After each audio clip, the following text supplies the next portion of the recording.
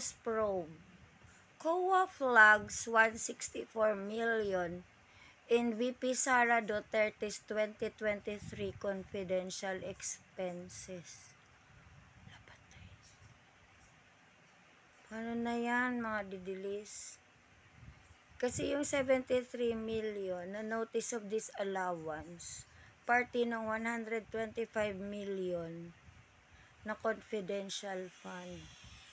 Hirap na silang ipagtanggol. Ang atin nyo, may bago na naman ulit ko. Wow. Paano to? Meron na namang panibagong ipagtatanggol.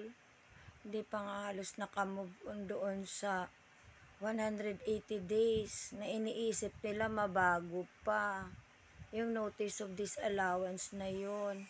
Hindi na yun mababago, B. After 180 days, is February ba yun? Yun na yun talaga, 73 million. Ang pwede nilang i-pleading doon, i-pray sa pleading nila na ipasa nila within 180 days ay mabago ang penalty. Maaari silang patawarin dahil ginawa nila in good faith pala, so maaaring patawarin. Pero pag hindi nakitaan ng in-bank ng COA, ibalik niya. Or else, technical malversation, sweetie.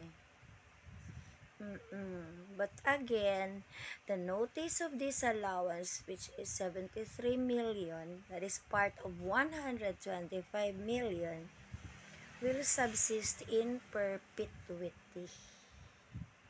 Oo. At saka yung sinasabi ninyo na nasa Supreme Court na the only thing you can go before Court of Appeals, so a Supreme Court rather, is to file petition for certiorari.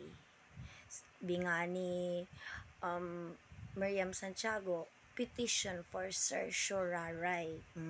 But for me, I pronounce it as certiorari.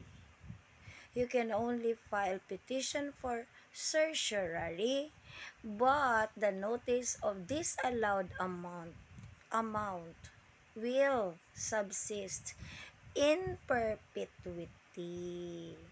So, litong-lito na kayo, paano pa kampihan or i-explain, i-justify ang ating gorgor nyo. May dagdag ulit, B.